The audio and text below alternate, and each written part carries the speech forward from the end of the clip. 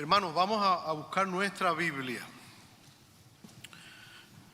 Vamos a buscar nuestra Biblia en el Evangelio de Marcos. En el Evangelio de Mateo, capítulo 14. Yo les voy a pedir que busquen su Biblia en el Evangelio de Mateo, capítulo 21, que es un pasaje obligado para hablar de hoy, porque es la entrada triunfal a Jerusalén de Cristo. En el boletín tenemos allí un esbozo de lo que pasó en ese momento. Cuando usted encuentre ese pasaje de la Biblia, se va a poner de pie, porque vamos a leer un momentico. Mateo capítulo 21.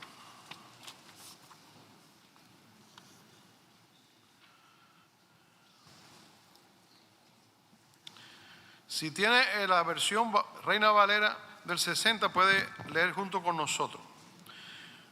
Vamos a leer todo. Dice: cuando se acercaron a Jerusalén y vinieron a Betfagé, el monte de los olivos, Jesús envió 2 discípulos, diciéndoles: id a la aldea que está enfrente de vosotros, y luego hallaréis una asna atada y un pollino con ella.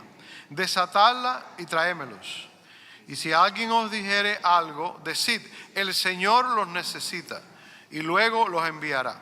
Todo esto aconteció para que se cumpliese lo dicho por el profeta, cuando dijo: decid a la hija de Sión, he aquí tu rey viene a ti, manso y sentado sobre una asna, sobre un pollino, hijo de animal de carga. Y los discípulos fueron e hicieron como Jesús les mandó, y trajeron el asna y el pollino, y pusieron sobre ellos sus mantos, y él se sentó encima. Y la multitud, que era muy numerosa, tendía sus mantos en el camino, y otros cortaban ramas de los árboles y las tendían en el camino. Y la gente que iba delante y la que iba detrás aclamaba diciendo: Hosana al Hijo de David. Bendito el que viene en el nombre del Señor, hosana en las alturas. Cuando entró él en Jerusalén, toda la ciudad se conmovió, diciendo: ¿quién es este? Amén. Oremos. Señor, te pedimos que continúes abriendo nuestra mente y nuestro espíritu para captar la verdad que tu palabra nos está diciendo. Te pedimos por las personas aquí hoy reunidas, pedimos también por las personas que están conectadas a través de la internet. Pedimos que hoy sea un día de reflexionar sobre cómo estamos viviendo delante de ti. En el nombre de Jesús oramos. Amén.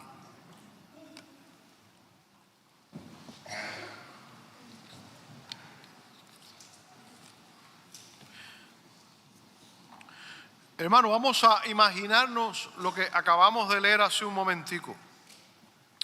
Y vamos a imaginarnos lo que nos describe aquí este pasaje de una forma magistral. Vamos a mirar que habían 2 grandes multitudes aquí, como dice aquí el pasaje al final. Una multitud que era numerosa. Dice que venían con él. Y una multitud que lo estaba esperando en Jerusalén. Tenemos, creo que un clip por ahí, no sé si lo vamos a ver, para tener una idea de lo que está describiendo aquí el evangelista.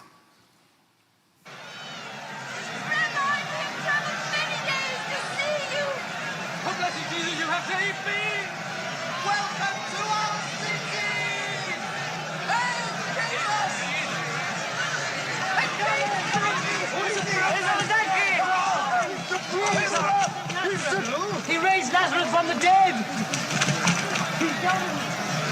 Who is this Jesus of Nazareth? He's a prophet, a great prophet. A prophet? On a donkey? Blessed to the healer of the sick. You have come to deliver us. Jesus of Nazareth, King of the Jews.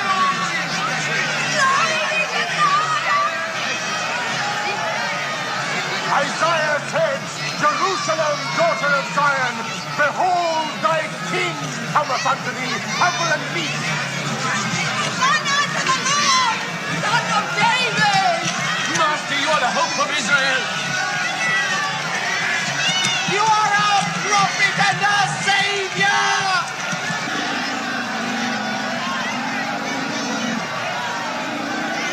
Jesus the prophet, save us. Bless us, Master. Heal me, Master, heal me.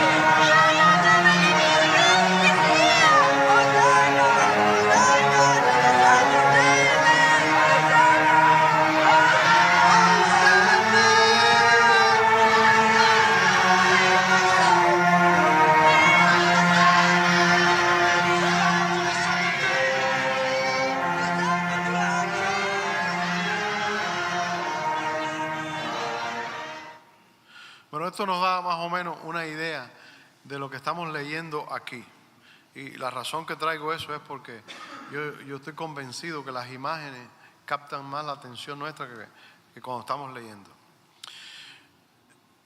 Dos grandes multitudes, una que viene con el Señor y otra que está esperando.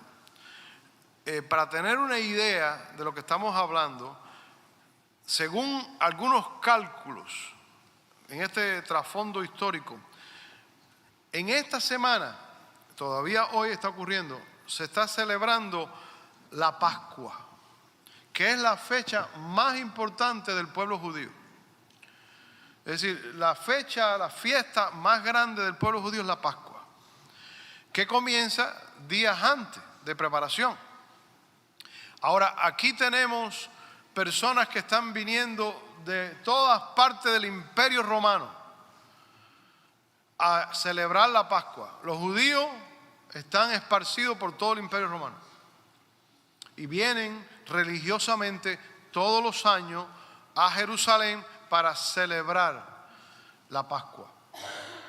Aparte, los que ya viven en Israel, los que vivían en Israel, que también estaban allí. Ahora, había ocurrido algo muy importante, y es la cuestión del milagro de la resurrección de Lázaro. Ese milagro realmente conmovió no solamente la ciudad pequeña de Betania, sino podemos decir todos los alrededores de Jerusalén. Recuerden que Betania está muy cerca de Jerusalén, o estaba muy cerca de Jerusalén. Se podía ir caminando, como en este caso lo vemos ahí. Entonces, todo esto usted lo empieza a unir, la Pascua, el milagro de la resurrección de Lázaro, la gente en Jerusalén. La pregunta más grande era, ¿Jesús vendrá? Todo Israel ya había oído hablar de Jesús, los milagros de Jesús por todas partes se estaba hablando de ellos. Y la pregunta era, ¿vendrá Jesús a Jerusalén? Sí, una expectativa que había creado aquello. Bueno, de pronto dijeron, está caminando para acá. Viene de Betania. Y aquello comenzó a crecer y a crecer y a crecer y a crecer. Para que tengan una idea de lo que estamos hablando, se calcula que en este momento en Jerusalén y en los alrededores de Jerusalén habían 2 millones de personas. En una ciudad que no tenía los hoteles que tenemos hoy, que no tenía las comodidades que tenemos hoy, una ciudad del primer siglo, que los que han ido a Jerusalén, que todavía se conserva bastante lo que es la vieja Jerusalén. Yo no sé exactamente dónde se podía meter toda esa gente, pero era una cosa increíble lo que estaba ocurriendo allí. Ahora, hemos leído aquí 2 o 3 cosas y quisiera llamar la atención de ustedes. Por ejemplo, aquí se habla mucho o se dice que cuando estaba entrando el Señor, la gente estaba gritando, Hosana, Hosana, bendito el que viene en el nombre del Señor, Hosana al Hijo de David. Esta expresión, el Hijo de David, se encuentra en Mateo más que ninguna otra expresión sobre Cristo. Jesús, Hijo de David. Ahora, Todo eso está conectado a la mente del judío. Al decir hijo de David, están hablando de que Jesús es el Mesías.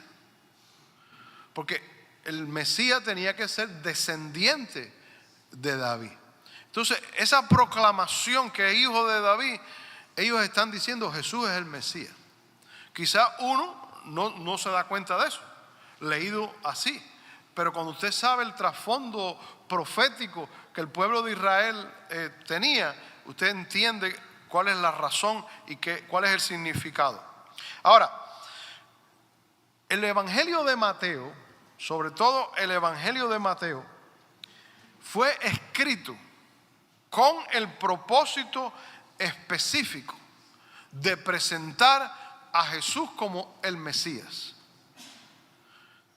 Es decir, eso significa que este Evangelio está haciendo un esfuerzo por presentar y dejar ver al mundo que Cristo, y no al mundo solamente, pero sobre todo a los judíos, que Cristo es el Mesías, el Rey.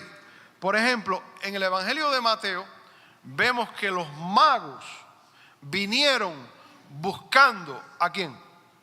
Al Rey de los judíos. Mateo 2:2.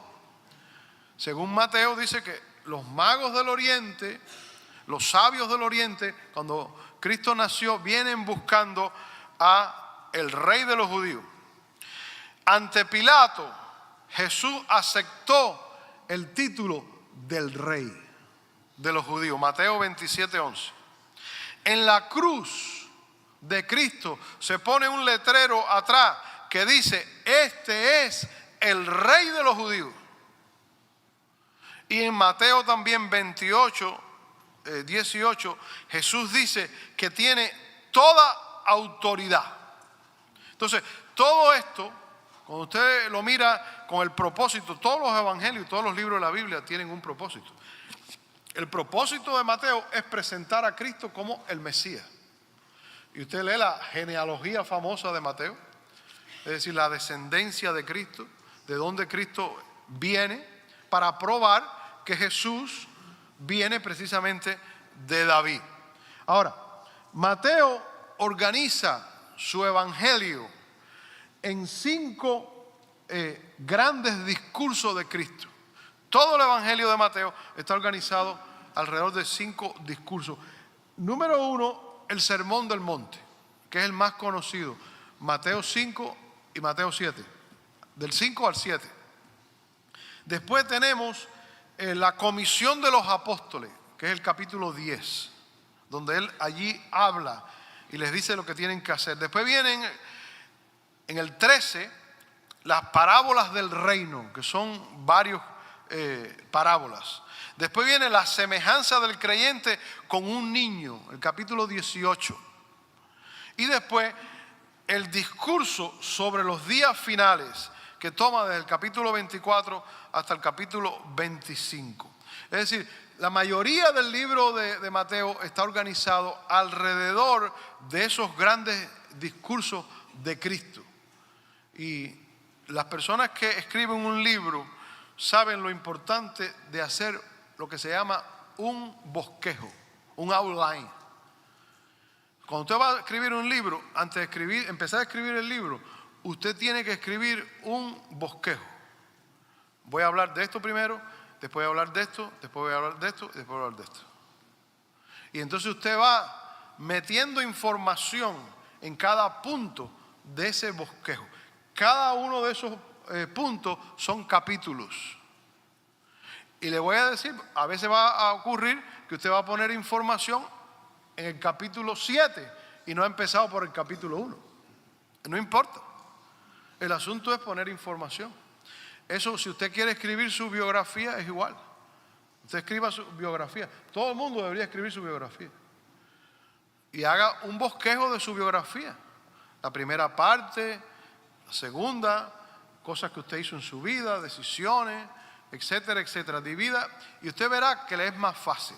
Bueno, el Evangelio de Mateo está dividido en estos 5 grandes discursos de Cristo. Y allí viene la información. Ahora, yendo a este pasaje que es la entrada de Cristo humilde. Pero muchos no sabemos que aunque Cristo escogió un pollino, un burro, no necesariamente está hablando de humildad ahí. Porque los caballos blancos se usaban en los países gentiles. Entre los judíos se usaba el pollino. Y hay varios pasajes que hablan de eso. Por ejemplo, Génesis 49, hay referencia a entrar con un pollino. Los reyes de Israel entraban en un pollino. Y es curioso porque normalmente nosotros asociamos eso con humildad. Y no necesariamente es humildad, sino que es contexto de el pueblo.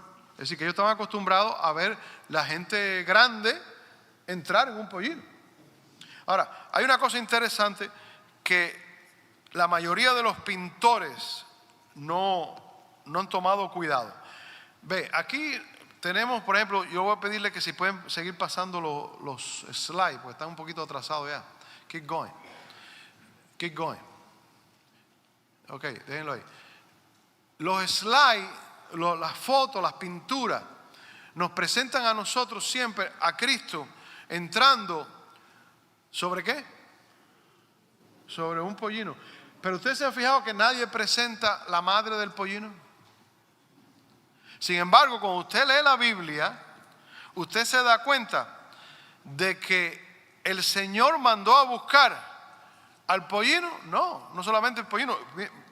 Busquen conmigo ahí Mateo 21 para que usted vea.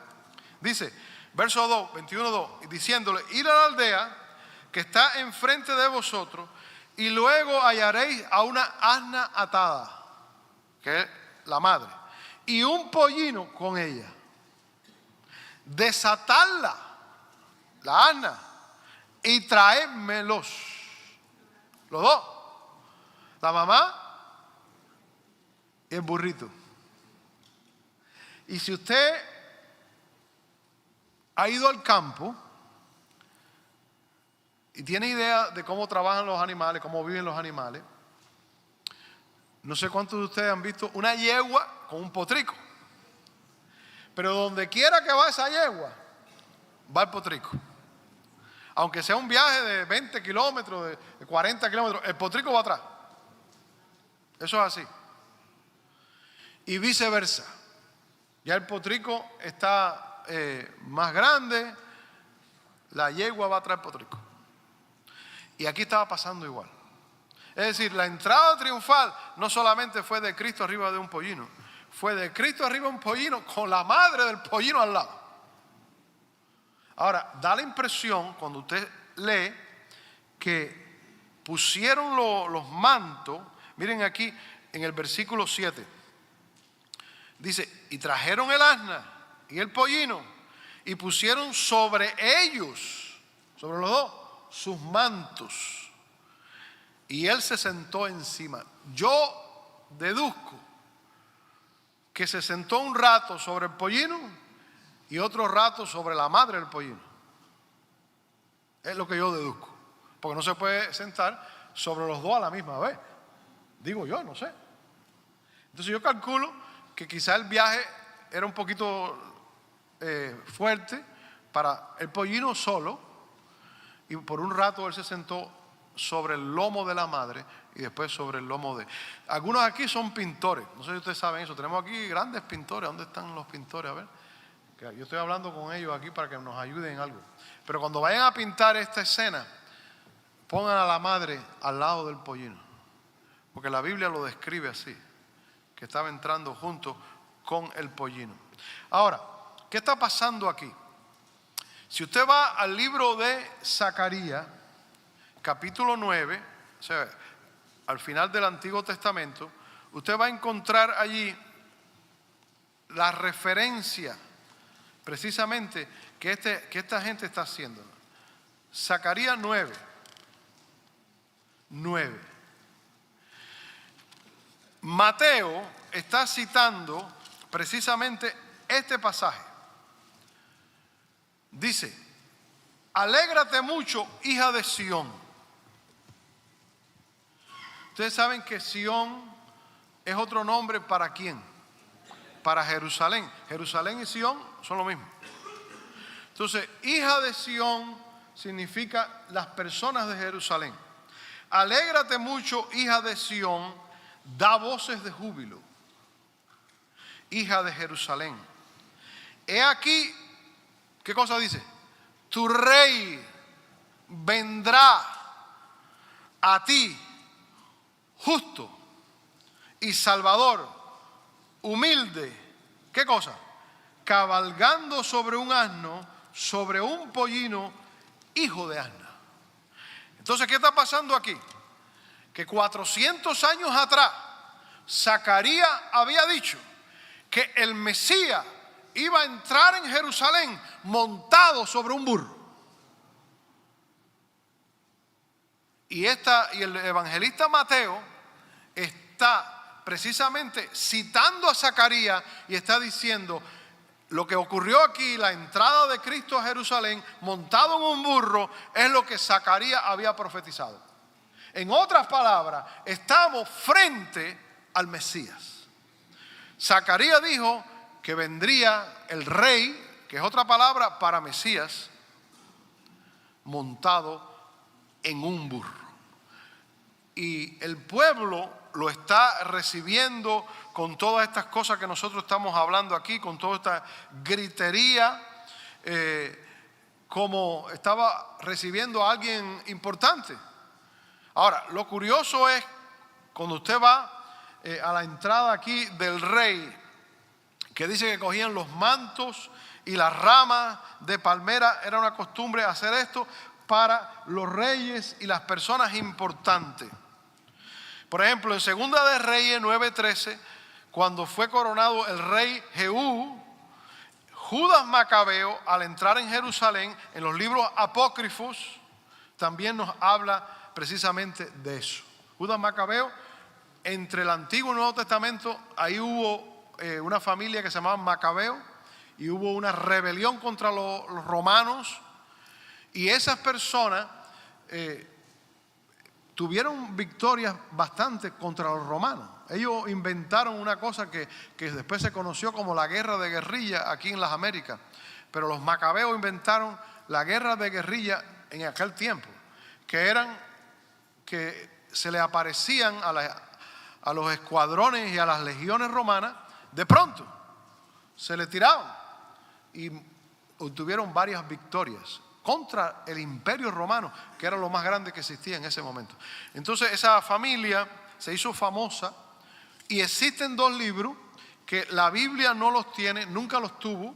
La Biblia judía nunca tuvo esos libros como parte de la palabra de Dios. Esos libros existieron como una referencia bíblica, o histórica más bien, una referencia histórica que existían, como existieron otros libros de Enoch y otros libros más de historia, pero nunca los judíos lo reciben como palabra de Dios. Es decir, cuando Cristo tomó las escrituras y se refirió a las escrituras, Él se estaba refiriendo a la escritura que los judíos tenían, que no incluía los libros apócrifos. Es decir, esos libros apócrifos de Macabeo y otros más nunca fueron recibidos por el pueblo judío. La Iglesia Católica aceptó esos libros después en el Concilio de Trento para hacerle chocar contra la Reforma. Y le voy a decir por qué. La Reforma, los reformadores, Martín Lutero y Juan Calvino y Zwinglio y todas esas personas criticaban la Iglesia Católica porque exhortaba a la gente a orar por los muertos hasta el día de hoy. Y la Reforma critica eso y dice que eso no está en la Biblia, que no hay oraciones por los muertos. Pero ¿qué pasa? Que en el libro de Macabeo hay una referencia a orar por los muertos. Aunque no era recibido por los judíos, el libro de Macabeo, pues ellos en el Concilio de Trento lo reciben para poder justificar la oración por los muertos. Pero nunca se había aceptado esos libros. Nunca fueron aceptados como palabra de Dios, y se aceptan esos libros como la palabra de Dios en el Concilio de Trento en la Iglesia Católica. Siempre estuvieron esos libros allí en las Biblias que aparecen, porque hubo Biblias protestantes que también lo tuvieron. Por ejemplo, la Reina Valera, la Reina Valera original tenía libros apócrifos, con esa palabra apócrifos. La palabra apócrifo quiere decir que no estaban en el canon de la Biblia, que no eran aceptados como la palabra de Dios, sino que eran libros fuera de la palabra de Dios. Y después con el tiempo van retirando esos libros porque tiende a confundir las personas y la gente creer que esos son libros que son la palabra de Dios. Ahora, nosotros vemos que esta cuestión aquí de recibir reyes en Jerusalén de esa manera era común. A Judas Macabeo lo reciben precisamente en Jerusalén igualito, como un rey, montado en un pollino y todo eso, porque esa era la manera que recibían a los reyes. Para la mayoría de las personas, esto es lo que ellos estaban pensando que iba a ocurrir. Para la mayoría de las personas, en cuestión de horas, Jesucristo se iba a declarar el Mesías y se iba a liberar una batalla en contra de Roma. Eso es lo que la gente estaba esperando, porque al él declararse Mesías y él declararse el rey de los judíos original, porque había un rey de los judíos llamado Herodes, que era un impostor, porque no venía de la descendencia de David ni nada de eso. Pero ahora, al tener aquí una persona declarado rey de los judíos, que viene de la descendencia de David, ellos dijeron, en cuestión de horas se va a proclamar el rey y va a haber una guerra contra Roma y se va a vencer a Roma, porque esa era la mentalidad del judío con respecto al reinado del Mesías. Ahora vamos a ir otra vez a esta expresión que ellos mencionan aquí, Hosana, el hijo de David. Esa palabra significa Dios salva ahora, y viene del Salmo 118, 25 al 26. Originalmente era una petición de ayuda que significa sálvanos, oh Jehová. Ahora, piensa un momento que esta gente está gritando eso. Sálvanos, Dios mío. Ayúdanos, Dios mío. Sálvanos ahora, Hosana. Que era una expresión hebrea que es lo que quería decir para ellos.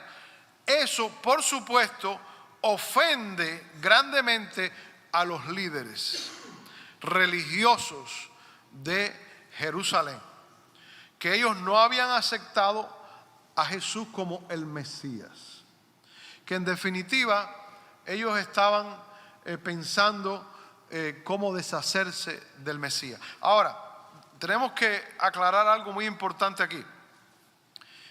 Hasta ahora, Jesús no se había declarado a esta magnitud. Hasta ahora el Señor, cuando hacía un milagro, le decía a la gente, ¿qué cosa? No se lo digas a nadie. No diga quién fue el que lo hizo. Porque dice él, la hora todavía no ha llegado para yo ser revelado. Ahora, en este momento, había llegado la hora. Y este acontecimiento es público. Es decir, ya el Señor había declarado que la hora había llegado para él ser revelado al pueblo y a la multitud y al país y al mundo, que era el Mesías. Entonces, ese es lo que cambia todo, porque fíjense que nosotros estamos aquí hoy celebrando este domingo la entrada de Cristo en Jerusalén. Y el calendario nos dice que ya para el próximo viernes, Cristo lo crucifican. ¿Qué pasó? Que cuando Él se declara el Mesías, ya automáticamente les hace la guerra a los principales sacerdotes y a los principales dirigentes del país. Y hay numerosas partes de la Biblia donde ellos se reúnen y dicen, ¿qué vamos a hacer con este hombre? ¿qué vamos a hacer? Es decir, ellos no estaban muy interesados en si Cristo era el Mesías o no. Ese no era el problema. El problema era cómo ellos iban a sobrevivir, cómo ellos iban a mantener su status quo en la sociedad, cómo ellos iban a seguir viviendo de la sociedad en que estaban. Porque según ellos, si se aceptaba al Mesías, los romanos iban a venir, iban a destruir el pueblo, iban a destruir el templo.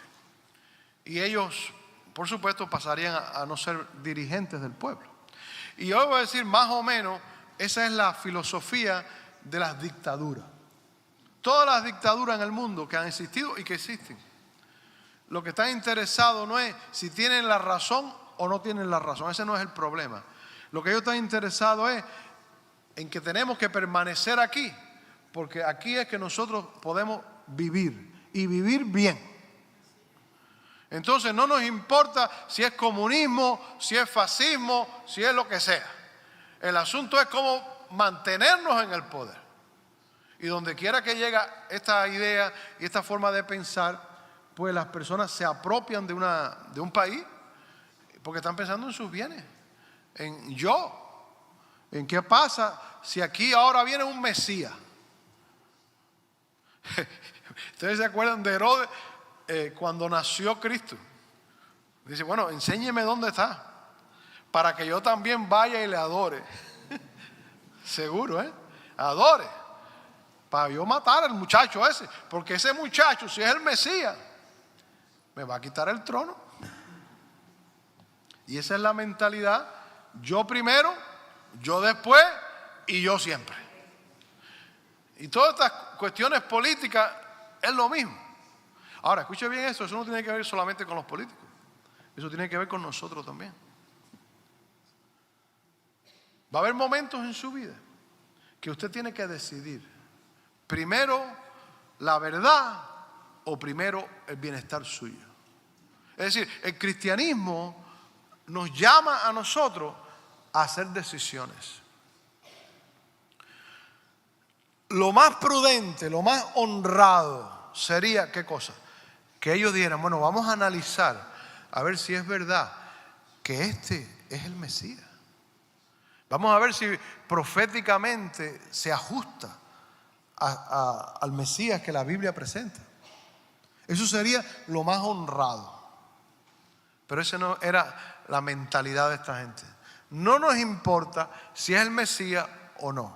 Lo que nos importa es que nos va a quitar el modo de vivir de nosotros. Y en su vida usted va a tener que hacer decisiones así.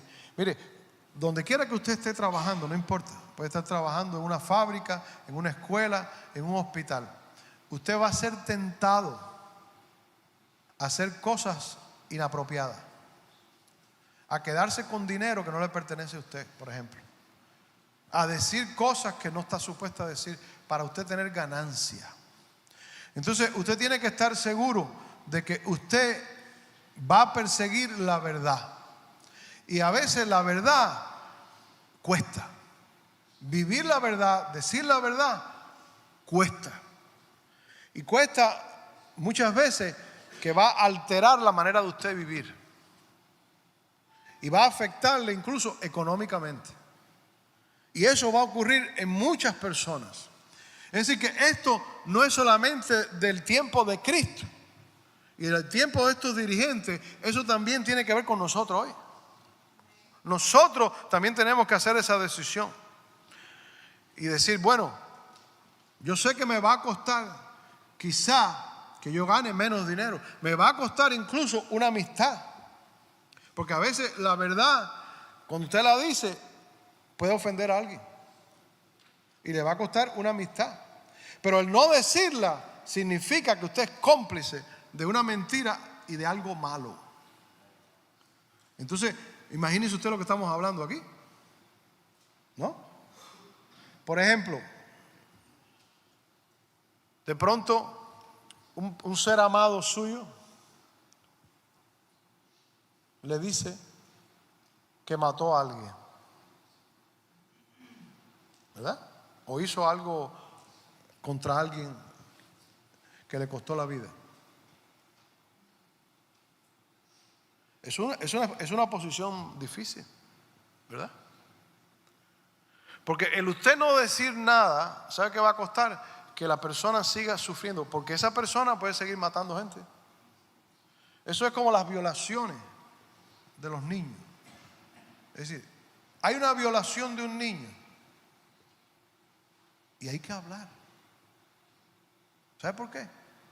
No solamente porque es lo correcto hacer, sino que usted se convierte en cómplice de esa persona.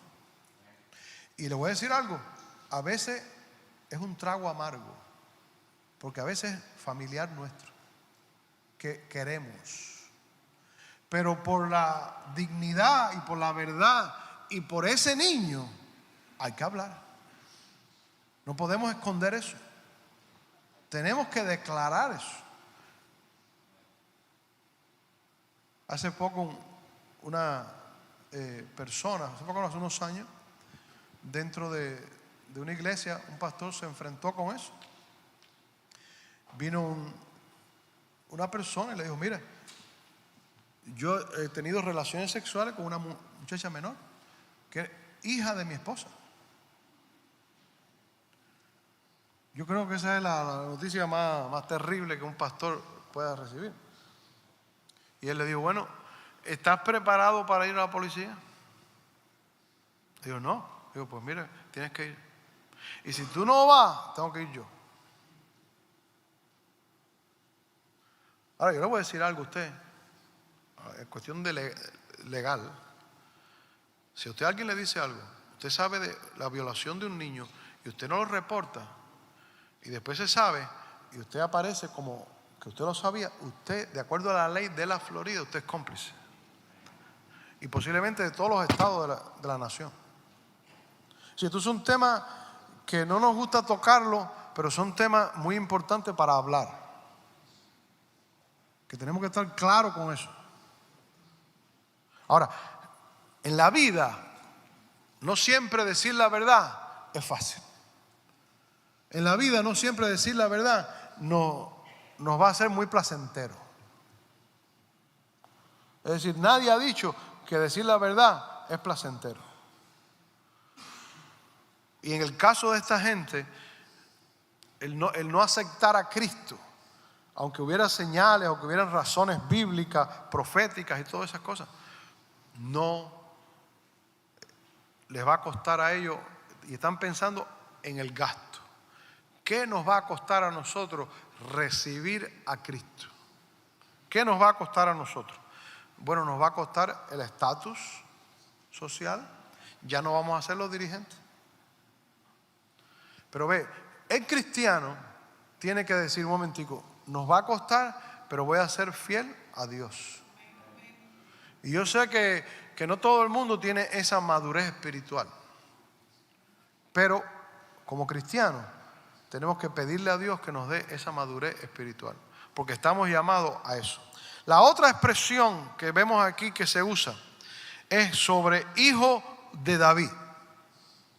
Hijo de David era un reconocimiento de que Jesús era el Mesías o el Cristo prometido.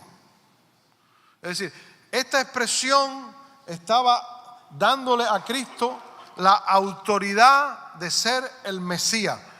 Como dijimos, que es uno de los propósitos del Evangelio de Mateo. Declarar a Cristo como el Mesías. Esta expresión, como dijimos al principio, se repite en varias partes del libro de Mateo. ¿Se acuerdan de Bartimeo? Jesús, hijo de David, ten misericordia de mí. Bartimeo era un ciego. Y así usted va a encontrar ese estribillo en el Evangelio de Mateo. Ahora, al decir eso, está proclamando que Cristo es el Rey. Y nosotros, como cristianos, debemos también de tener claro que debemos de proclamar a Cristo como el Rey de nuestra vida. Y le voy a decir, esta gente que está proclamando aquí, porque si usted sigue leyendo el Evangelio de Mateo, usted se da cuenta que esta gente ahí con la bulla y la gente gritando, muchos de esos son los que unos días después dicen, crucifícale, crucifícale.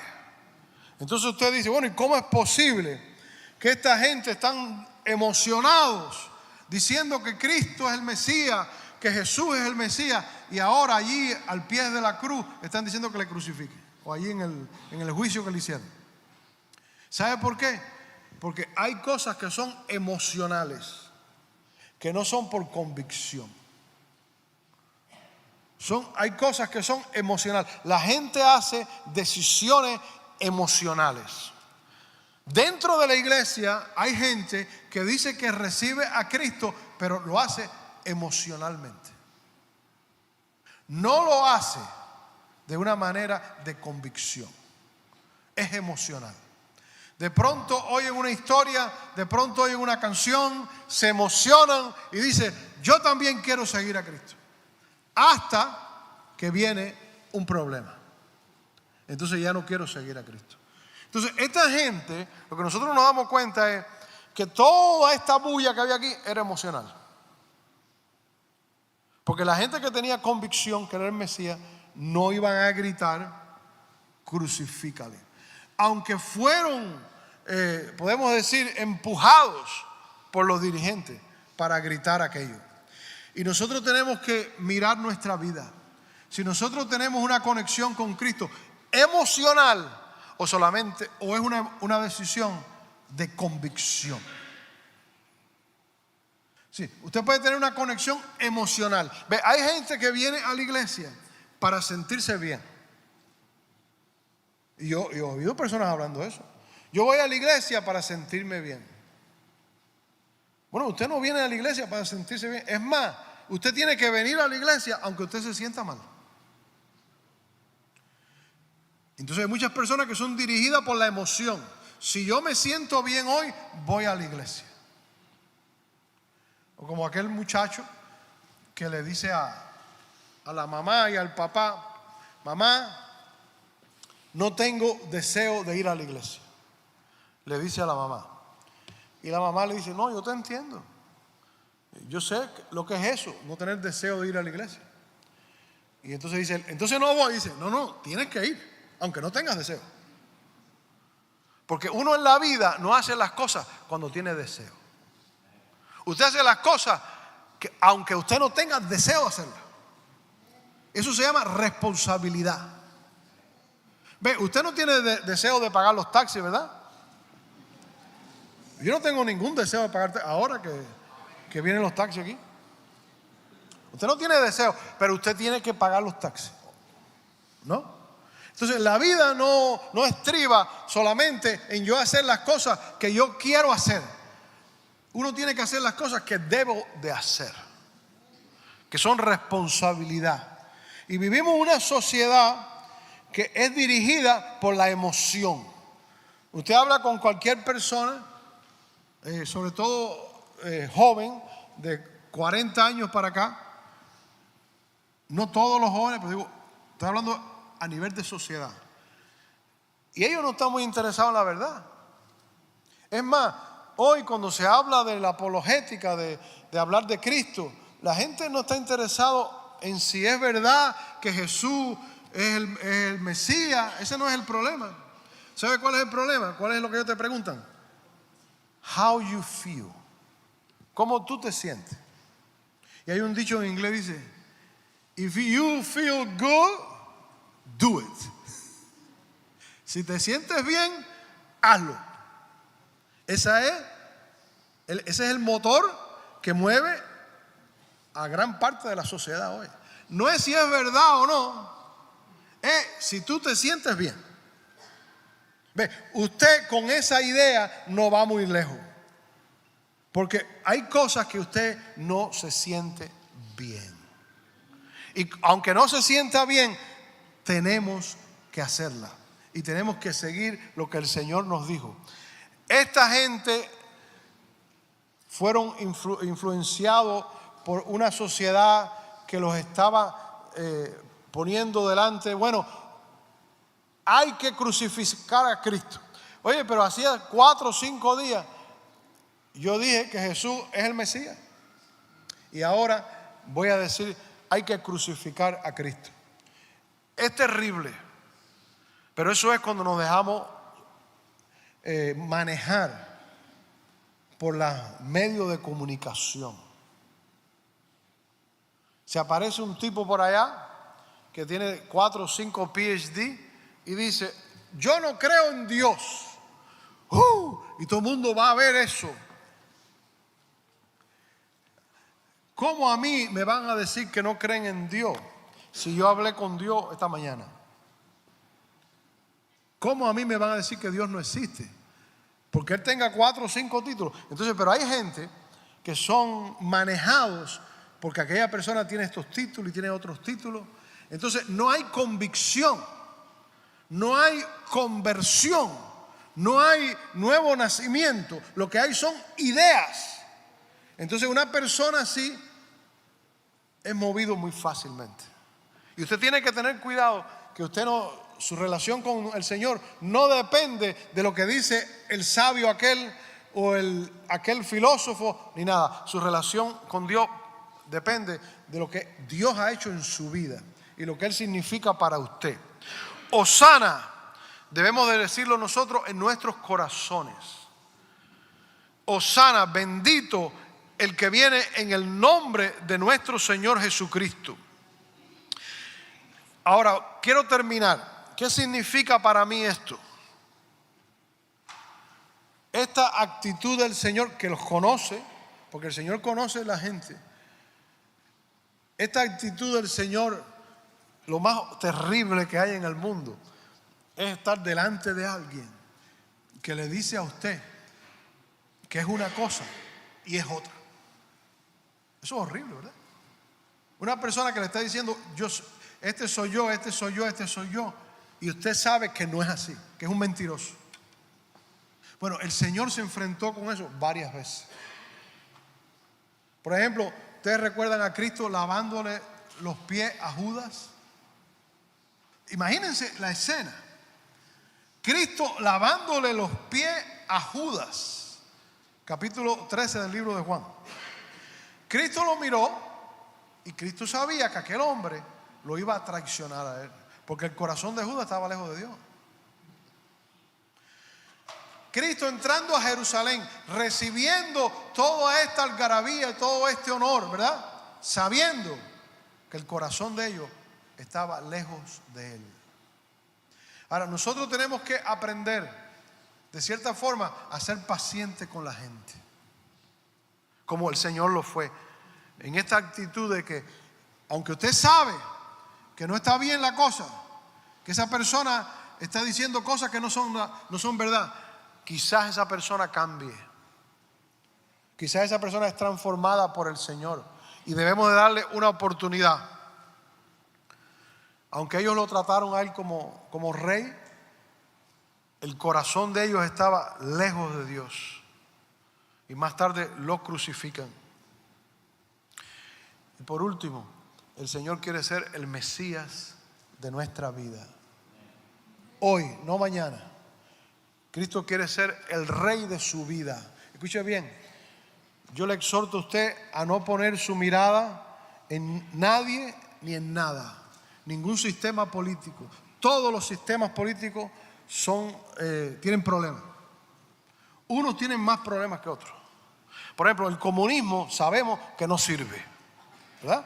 Todo el mundo sabe aquí que el comunismo no sirve. Yo digo siempre, la gente que inventó el comunismo no quieren saber del comunismo, que son los rusos. Los que inventaron el comunismo no quieren saber del comunismo. Pero ¿qué pasa? Que decimos el comunismo no sirve. La democracia posiblemente es lo mejorcito que existe, pero tiene defectos también. Tiene gaps, vacíos. Porque es humano. Todos los sistemas humanos tienen defectos. Ahora, si hay que escoger, por supuesto que escogemos la democracia. Y por eso estamos aquí. Pero tenemos que admitir que hay problemas, que hay dificultades. Ahora, ¿qué quiere decir eso? Que nuestra esperanza no puede estar en gobiernos humanos.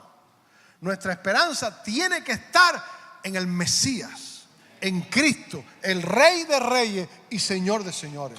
Ese es el que no falla.